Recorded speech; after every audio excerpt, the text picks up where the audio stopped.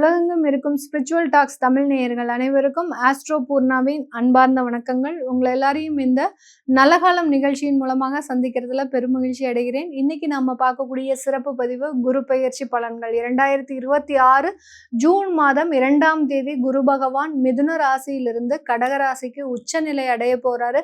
கிட்டத்தட்ட 1 வருடங்களுக்கு அந்த குரு பகவான் அந்த கடகராசியில இருப்பார்.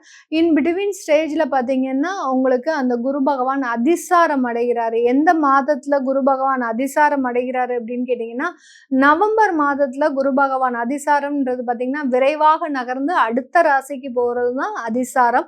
அதனால அந்த கடக ராசியிலிருந்து சிம்ம ராசிக்கு அதிசாரம் பெற்று ஜனவரி மாதம் மீண்டும் அதிசார நிவர்த்தி அடைந்து கடகராசிக்கு திரும்பி வர்றாரு. இதனால இந்த வருடத்துல இருக்கக்கூடிய இந்த ஒவ்வொரு ராசி என்பவர்களுக்கும் உண்டான ஜாக்பாட் பலன்கள். ஏன்னா குரு பகவான் அப்படின்றது பாத்தீங்கன்னா நிறைய அதிர்ஷ்டங்களையும் யோகங்களையும் தரக்கூடிய ஒரு கிரகமாக தான் இருக்க போகுது. இது கோச்சார நிலவரப்படி நம்மளுக்கு என்னென்ன மாதிரியான சில அதிர்ஷ்டங்களை ஒவ்வொரு ராசி என்பவர்களுக்கும் கொடுக்க போகுது அப்படின்றத இந்த பதிவுல நம்ம தெளிவா பார்க்க போறோம்.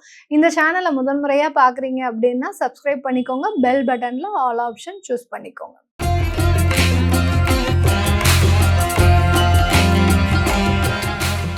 கடகராசி என்பவர்களுக்கு உங்களுடைய ராசியின் மீது குரு பகவான் உச்சம் பெற்று வருகிறார். கடகராசியில குரு பகவான் உச்சம் பெறுவாரு.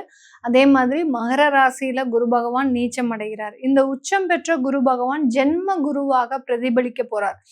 அதாவது ஒரு கிரகம் உச்சம் பெற்றாலும் நீச்சம் பெற்றாலும் ஆட்சி பெற்றாலும் அது பலவீனமாக இருந்தாலும் அந்த கிரகம் எந்த ஸ்தானத்துல இருக்க போகுது அப்படின்றதுதான் ஒரு முக்கியமான ஒரு விஷயம்.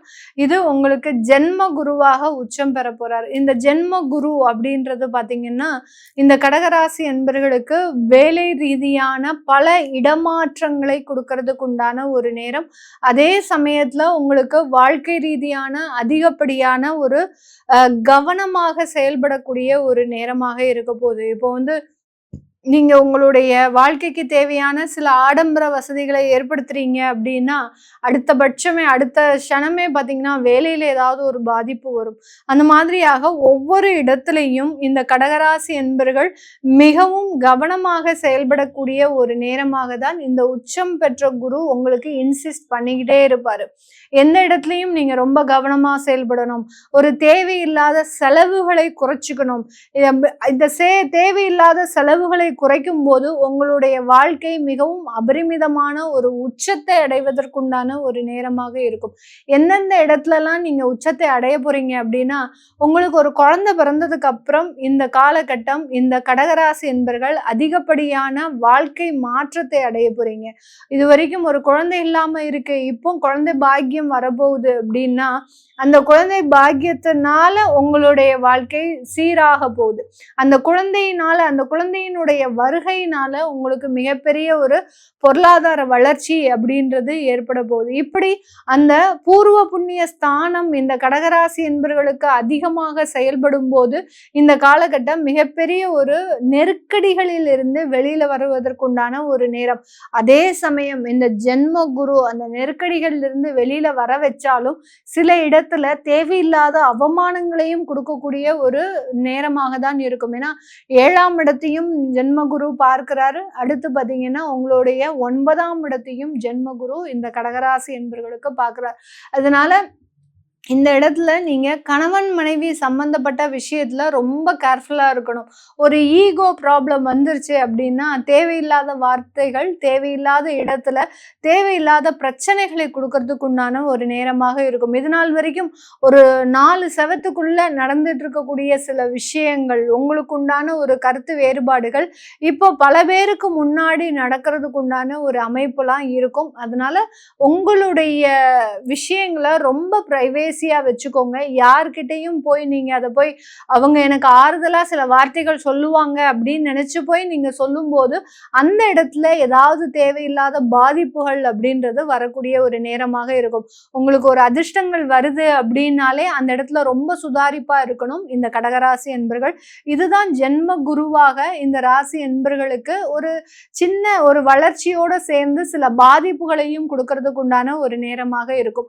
இந்த இடத்துல உங்களுக்கு ஒரு அதிர்ஷ்டங்கள் சார்ந்த ஒரு ஜாக்பாட் எனக்கு எங்கேயாவது அடிக்குமா மேடம், நான் லாட்ரி வாங்கலாமா, எனக்கு வந்து வெளியூர் வெளிநாட்டுல இந்த சிங்கப்பூர் மலேசியால இருக்கிறவங்க எல்லாம் பாத்தீங்கன்னா நிறைய லாட்ரி யூஸ் பண்ணுவாங்க, எனக்கு அந்த மாதிரியான ஒரு யோகங்கள் இருக்கா அப்படின்னு கேட்டீங்கன்னா தாராளமாக இந்த கடகராசி என்பவர்களுக்கு அந்த மாதிரியான யோகங்கள் இருக்கு. ஏன்னா இந்த குரு பகவான் பூர்வ புண்ணிய ஸ்தானத்தை பார்க்கிறார், 9ஆம் இடத்தை பார்க்கிறார், களத்திர ஸ்தானத்தை பார்க்கிறார். அப்படின்ற போது வெளிநாட்டுல இந்த மாதிரியான திடீர் யோகங்கள், ராஜ யோகங்கள் அப்படின்ற மாதிரியான அமைப்புகள் அப்படின்றது இருக்கு. இந்த இடத்துல வெளிநாட்டுல இருக்கக்கூடியவர்களுக்கு அங்க சொந்தமாக சொத்துக்கள் வாங்கக்கூடிய ஒரு நேரம்.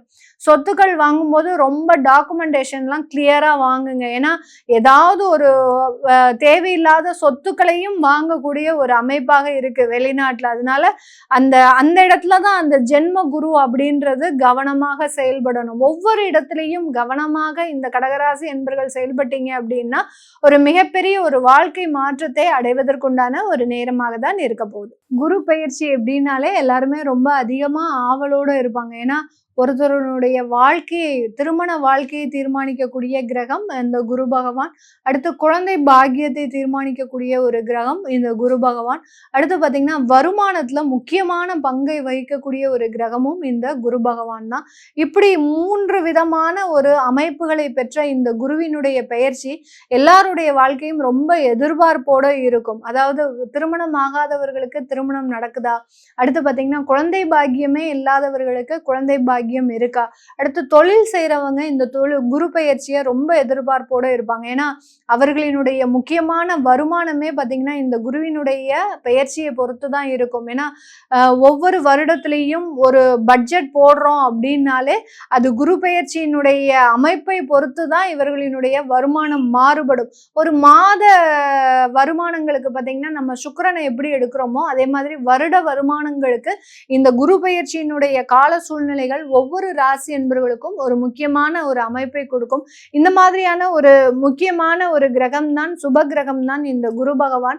இந்த சுப கிரகத்தினுடைய பெயர்ச்சி அப்படின்றது பாத்தீங்கன்னா ஒவ்வொருத்தருடைய வாழ்க்கையில அதிகப்படியான வளர்ச்சிகளை கொடுக்கும். ஒருத்தர் வெளிநாட்டுல போய் படிக்கிறாங்க அப்படின்னா அவர்களுக்கு அந்த குருவினுடைய ஸ்தானம் அப்படின்றது நல்லா இருக்கணும், குருவினுடைய முழு ஆசிர்வாதம் அப்படின்றது இருக்கணும். அந்த வெளிநாட்டுல போய் படிச்சா மட்டும் போதுமா, அந்த இடத்துல நிறைய சம்பாதிக்கிறதுக்கு உண்டான ஒரு வாய்ப்புகள் வருமா அப்படின்னு கேட்டீங்கன்னா அந்த இடத்துல அந்த பூர்வ புண்ணிய ஸ்தானமும் பாக்கியஸ்தானமும் செயல்படணும். இப்போ காலபுருஷனுக்கு 9ஆம் இடமான அந்த பாக்கியஸ்தானத்திற்குரிய ஒரு கிரகமே பாத்தீங்கன்னா குரு பகவான் தான். அவர் காலபுருஷனுக்கு 4ஆம் இடத்துல பெயர்ச்சியாகி வர்றார். அப்படி இருக்கும்போது இந்த இடத்துல எல்லாருமே பாத்தீங்கன்னா எல்லா ராசி என்பர்களுமே அவர்களினுடைய சுகமான ஒரு வாழ்க்கையை, ஒரு ஆடம்பரமான ஒரு வாழ்க்கையை தெய்வ அனுகிரகத்தின் மூலமாக பெறுவதற்குண்டான ஒரு நேரம். அடுத்து விரயஸ்தானத்துல அயனசயன ஸ்தானத்திற்கு உண்டான, அதாவது காலபுருஷனுக்கு 12ஆம் வீட்டு அதிபதியும் அந்த குரு பகவான் தான். அதனால வெளிநாட்டுல இருக்கக்கூடியவர்கள் அவர்களினுடைய முதலீடை நோக்கி பயணிக்கக்கூடிய ஒரு நேரமாக இருக்கும். அதிகப்படியா வருமானம் சம்பாதிக்கிறது, பேர் புகழ் பதவி உயர்வு இது எல்லாத்தையுமே அடைவதற்குண்டான ஒரு கால நேரமாக தான் இந்த குரு பெயர்ச்சி காலகட்டம் இருக்க போகுது. இதுவரைக்கும் நம்ம பார்த்த பலன்கள் எல்லாமே இந்த குரு பெயர்ச்சியில இருக்கக்கூடிய ஒரு அதிர்ஷ்டமான ஒரு வாய்ப்புகளையும் ஒரு மாற்றத்தையும் பார்த்திருக்கிறோம். இது எல்லாமே நம்ம கோச்சார நிலவரப்படி பலன்களை பார்த்து கணிச்சு சொல்லியிருக்கிறோம். இதுல உங்களுடைய ஜாதகத்துல பிறந்த கால சுய ஜாதகத்துல இருக்கக்கூடிய சில மாற்றங்கள் இந்த குரு பெயர்ச்சியில என்னென்ன மாதிரியான சில யோகங்களை கொடுக்க போகுது அப்படின்னு பார்க்கணும், தெரிஞ்சுக்க விருப்பப்படுறவங்க கீழே இருக்கிற நம்பருக்கு வாட்ஸ்அப்ல அப்பாயின்மெண்ட் வாங்கிக்கிட்டு நீங்க கன்சல்ட் பண்ணிக்கலாம். உங்களிடமிருந்து விடைபெறுவது உங்கள் ஆஸ்ட்ரோ பூர்ணா. நன்றி, வணக்கம்.